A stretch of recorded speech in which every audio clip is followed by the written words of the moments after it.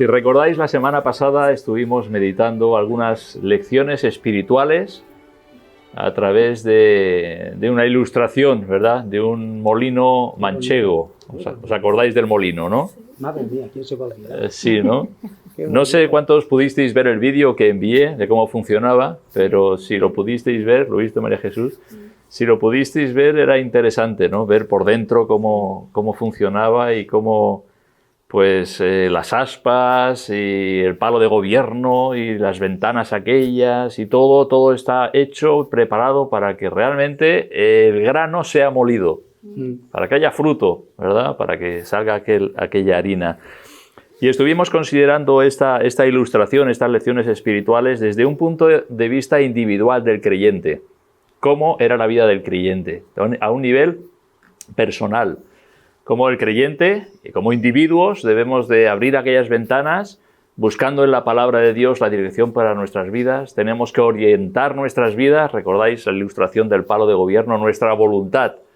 Proponernos en nuestros corazones el escuchar la palabra de Dios y el vivirla. Y sobre todo estar sujetos a la guía y a la dirección, al impulso, podríamos decir, del viento, ¿verdad? Del Espíritu Santo en la vida del creyente. Y estuvimos considerando, pues, desde una perspectiva del creyente individual. Y hoy me gustaría usar la misma ilustración, pero usarla desde una perspectiva colectiva, desde una perspectiva de la iglesia local. La iglesia local tiene exactamente las mismas necesidades que cada creyente. Tenemos la necesidad de buscar en la palabra de Dios la sana doctrina y ser fieles a ella. No solo a nivel individual, sino como iglesia local. Una iglesia local debe de, y además una iglesia bíblica, cuanto más debe de buscar en las Escrituras la dirección del Señor para dirigirse y para ir adelante en obediencia a la palabra de Dios. Una iglesia local tiene la necesidad de buscar la guía del Espíritu Santo en todas las decisiones. Cuando leemos en el libro de los Hechos cómo los hermanos llegaban a estar de acuerdo, y lo puedes ver en Hechos capítulo 15, en el primer concilio en Jerusalén, y vemos cómo allí estaba el Espíritu Santo obrando en medio de los hermanos, y allí era no una charla, aquello era una discusión. Ahí realmente estaban discutiendo cosas importantes de la iglesia del Señor. Si obligar a los gentiles a ser circuncidados y guardar la ley, o solamente por la gracia del Señor. Y fue algo interesante ver cómo el Espíritu Santo allí estaba dirigiendo y los hermanos llegaron a un acuerdo. Ese acuerdo llegó por la guía del Espíritu Santo, en obediencia, ¿verdad?, a la palabra de Dios. Y de la misma forma, la Iglesia debe de funcionar buscando un acuerdo bajo la guía del Espíritu Santo. Es imposible que el Espíritu Santo a unos hermanos muestre una cosa y a otros otra. Lo que busca es la unidad del cuerpo de Cristo. Y eso es lo que como creyentes debemos de buscar, la guía del Espíritu Santo, estar sujetos a la palabra de Dios y buscar la guía del Espíritu Santo. Y en tercer lugar, tenemos como iglesia local la necesidad de obedecer la palabra de Dios y esa guía del Espíritu Santo. No solamente saber lo que está bien, sino hacerlo. Eso es otra cuestión, ¿verdad? Yo sé lo correcto, pero si no lo hago, es como las leyes de circulación. Sabemos lo correcto. Si hay un stop, debes de pararte. Pero si no lo haces, pues pueden pasar dos cosas. O que tengas un accidente o que te pongan una multa. Entonces, no solamente es buscar en la palabra de Dios la sana doctrina y ser fieles a ellas. No solamente es buscar la guía del Espíritu Santo, siempre sujeto a las Escrituras, sino también es obedecer al Señor. ¿Y todo ello para qué? Pues para ser una iglesia que glorifica al Señor, ni más ni menos. Para ser una iglesia que es del Señor, la iglesia es del Señor, que glorifica al Señor. Ahora, el mecanismo que hace que un molino de viento funcione está compuesto de un gran número de piezas. Si fijasteis en el interior del molino, como estaba la rueda catalina y la linterna y la piedra de moler, pues eran un montón de piezas y encajes, y una rueda tenía que encajar con la otra. O sea, había todo un engranaje donde las piezas se encajaban unas con otras para que funcionara. Imagínate que una pieza estuviera fuera de lugar. Si visteis aquella rueda donde, no sé, cada 10 o 15 centímetros hay un palo que atraviesa, que sirve de engranaje, si en lugar de estar a 15 centímetros está a 12, ya no funciona. Ya no funciona. Un engranaje donde una pieza esté desplazada ya no funciona. Todo debe de funcionar correctamente para un fin.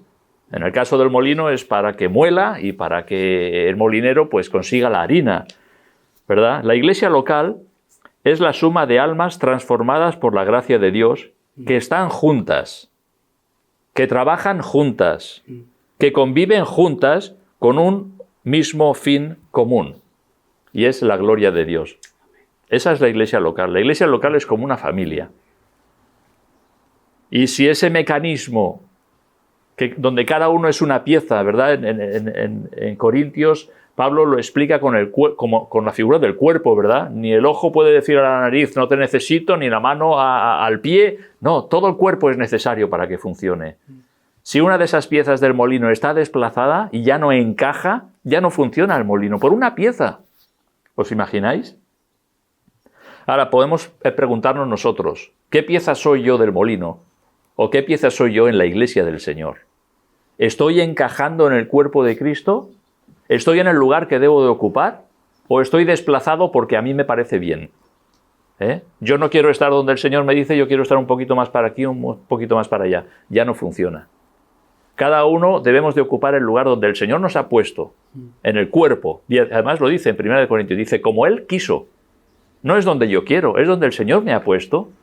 Y entonces lo que debemos de ser, estar en ese lugar siendo fiel al Señor, en obediencia a la palabra de Dios. El engranaje del molino manchego está hecho de madera.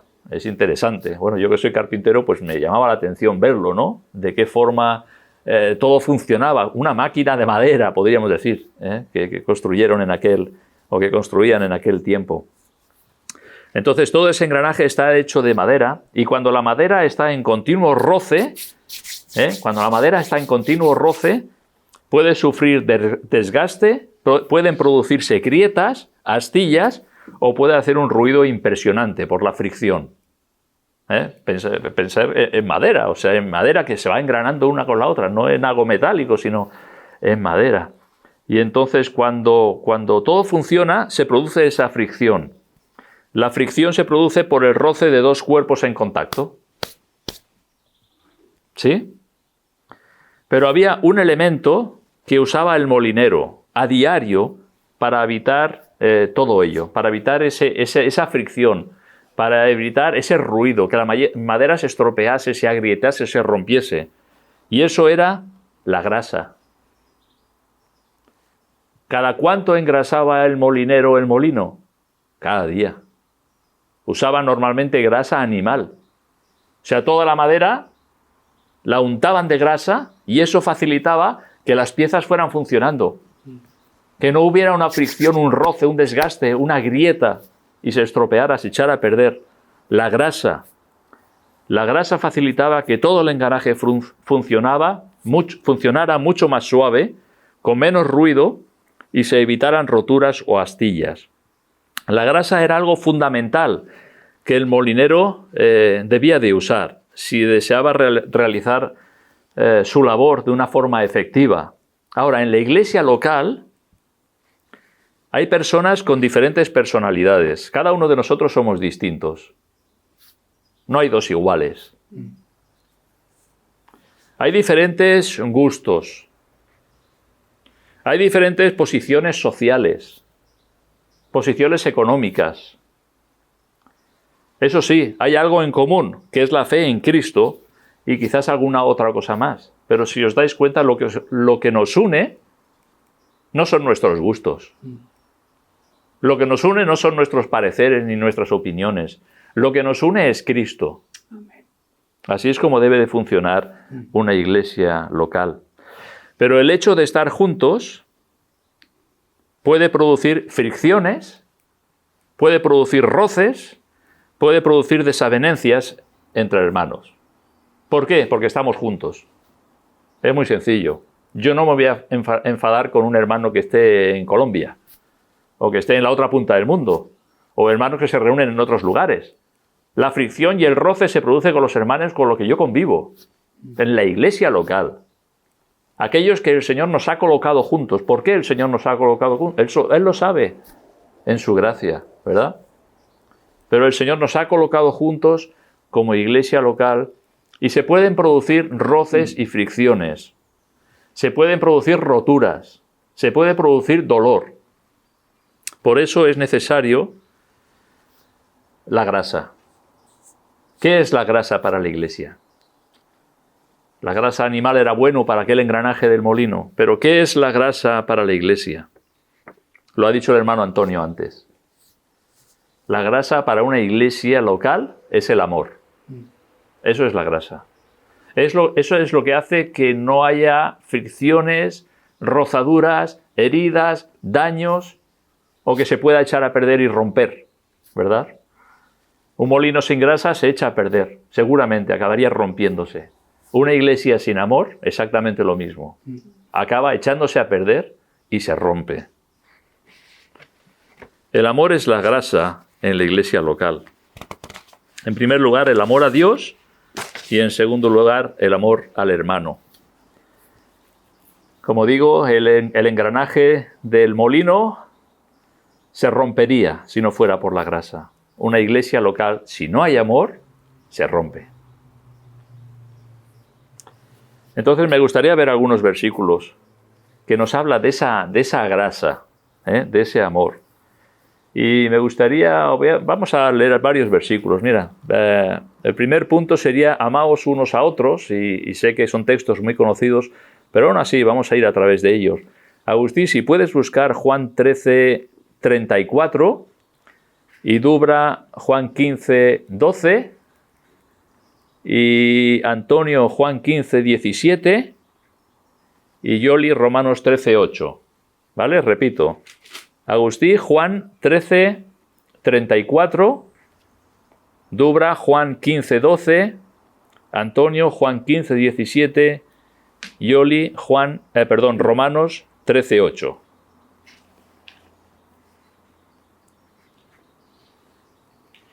Un mandamiento nuevo os doy, que os améis unos a otros como yo os he amado, que también os améis unos a otros.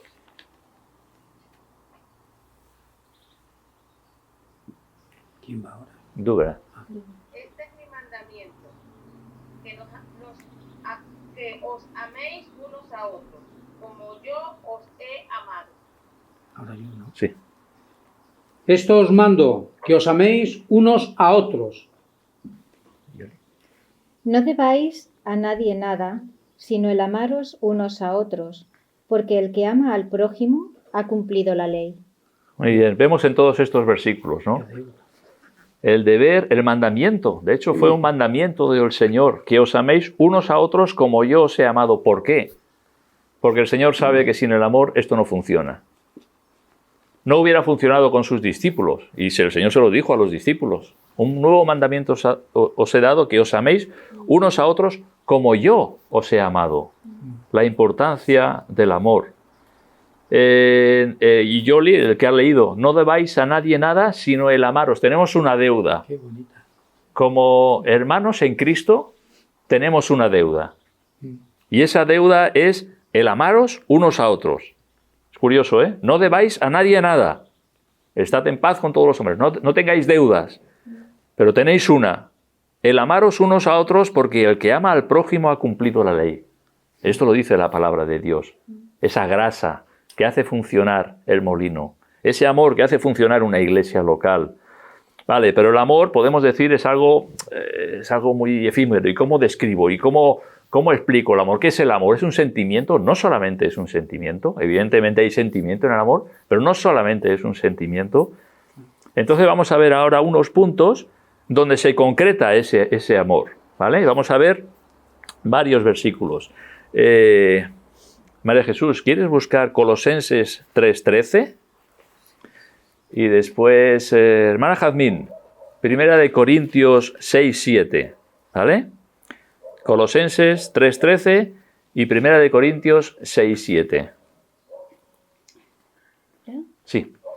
Soportándoos unos a otros y perdonándoos unos a otros, si alguno tuviere queja contra otro, De la manera que Cristo os perdonó, así también hacedlo vosotros. Amén. Así que, por cierto, ya una falta en vosotros que tengáis pleitos entre vosotros mismos. Porque no sufrís más bien en el agravio, porque no sufrís más bien en ser desahogados. Muy bien. ¿Cómo concretamos aquí el amor? Soportaos unos a otros. ¿Os dais cuenta qué versículo? Soportaos unos a otros. ¿Por qué el Señor dijo ese versículo? Porque nos iba a ser necesario. Nos iba a ser necesario. Porque tú tienes una personalidad y yo tengo otra. Tú tienes unos gustos y yo tengo otro. Tú tienes unos pareceres y yo tengo otro. Y tenemos unas preocupaciones diferentes. Y entonces somos distintos en muchas áreas. Lo único que nos une es Cristo.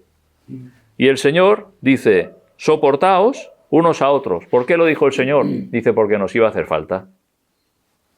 Hay hermanos que cuando hay diferencias, pues simplemente abandonan la iglesia, o dejan al hermano, o dejan de tener comunión con él, o no quieren saber nada con el hermano. Iglesias grandes donde hay grupitos, donde este grupito ve las cosas de una forma, otro ve grupitos de otra forma. El Señor nos dice, soportándoos unos a otros. Y continúa diciendo, luego lo veremos en otro punto, perdonándoos unos a otros. ¿Por qué? Pues porque nos iba a hacer falta. Porque íbamos a tener roces. Porque estamos trabajando en ese mecanismo como la rueda del molino, donde a veces nos cuesta encajar. Y el Señor nos dice, os debéis de soportar y os debéis de perdonar unos a otros. Si alguno tuviera queja contra otro, de la manera que Cristo os perdonó, así también hacedlo vosotros. Vaya tela, ¿eh? Vaya tela. ¿Hacemos esto nosotros? Si tenemos roces contra algún hermano, leemos este versículo. De la manera que Cristo os perdonó, así también hacedlo vosotros. Esto es lo que el Señor nos dice. Si tú no quieres perdonar al hermano, tú lee este versículo. Si el Señor te ha perdonado a ti, si el Señor me ha perdonado a mí, ¿quién soy yo para no perdonar al hermano? Sus ofensas, sus roces.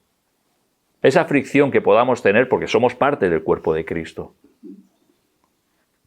Y en 1 Corintios, ¿verdad? Dice, es una falta ya que tengáis pleitos entre vosotros. ¿Por qué no sufrís más bien el agravio? Interesante pregunta. Y cuando me pisan el callo del pie, ¿verdad? Qué pronto estamos a saltar y a defender nuestros derechos. Y aquí la exhortación es, ¿por qué no sufres más bien el agravio? Ahí estás poniendo en práctica el amor. ¿Cómo? Soportando al hermano. Porque somos parte del cuerpo de Cristo. Somos como ese mecanismo, como esa ilustración del molino. Otro apartado donde podemos concretar lo que es el amor es en el hecho del perdón. Ya hemos leído en este versículo en Colosenses acerca del perdón. Vamos a ver otros. En Efesios 4:32, David, ¿quieres leer? Efesios 4:32. Luego Iván, Mateo 18, 21 y 22. Y luego Ángel, si puedes leer Santiago 5:16. Repito, David, Efesios 4:32, Iván, Mateo 18, 21 y 22. Y Ángel, Santiago 5:16. Vamos a escuchar. Vemos aquí cómo poder concretar el amaos unos a otros. No solamente soportaos unos a otros, es perdonaos unos a otros. Perdonándoos unos a otros, como Dios también os perdonó a vosotros en Cristo. ¿Lo ves? El mismo ejemplo. Si el Señor me ha perdonado a mí, yo también tengo que perdonar al hermano. ¿Vale? Y vemos a Pedro, Señor, ¿cuántas veces tengo que perdonar a mi hermano que pegue contra mí? ¿Hasta 7? El número perfecto, ¿verdad? ¿Hasta 7, Señor? Ya está bien, ¿no? El número perfecto, 7 veces. Y sabemos lo que el Señor le dijo, no te digo hasta 7, sino hasta 70 veces 7. O sea, fíjate, siempre el perdón al hermano debe de estar ahí, en la vida del cristiano. Un cristiano que no perdona, no hace honor a ser cristiano. No está imitando a su maestro.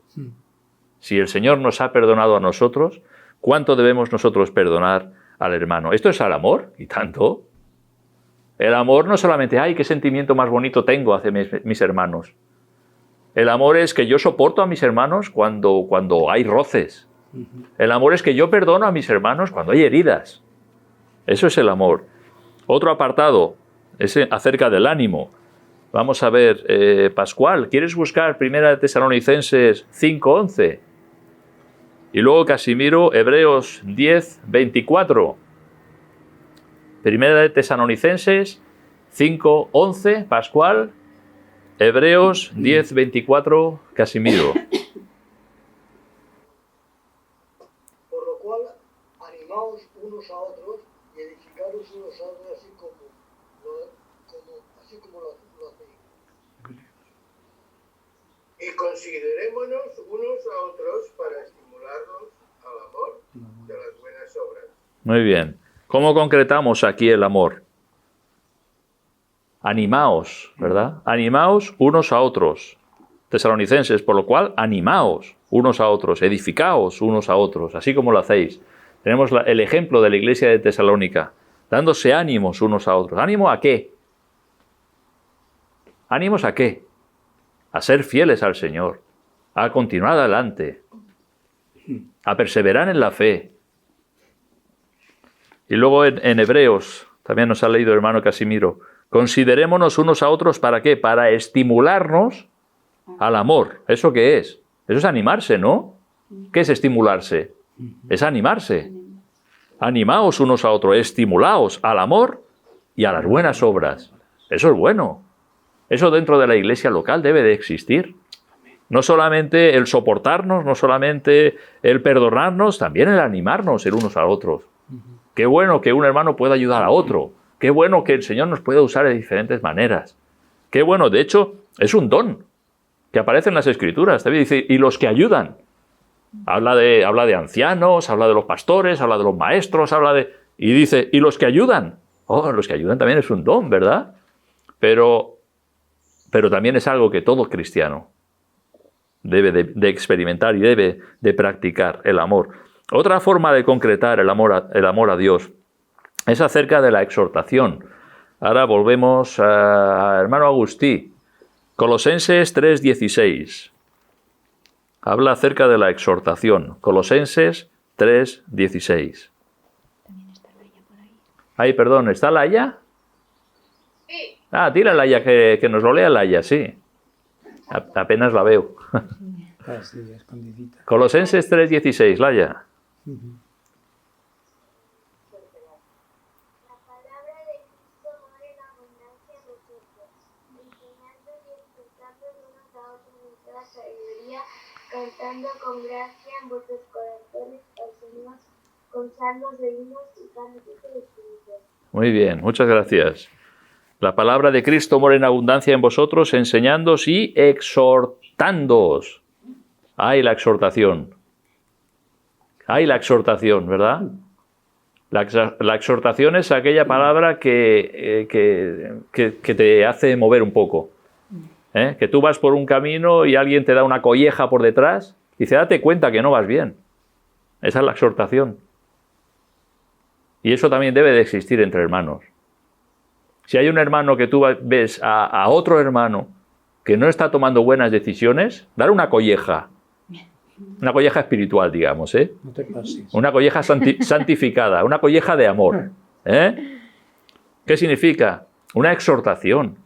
Una exhortación dice, hermano, date cuenta de que si realmente estás agradando al Señor de esa manera. Y es bueno que nos exhortemos.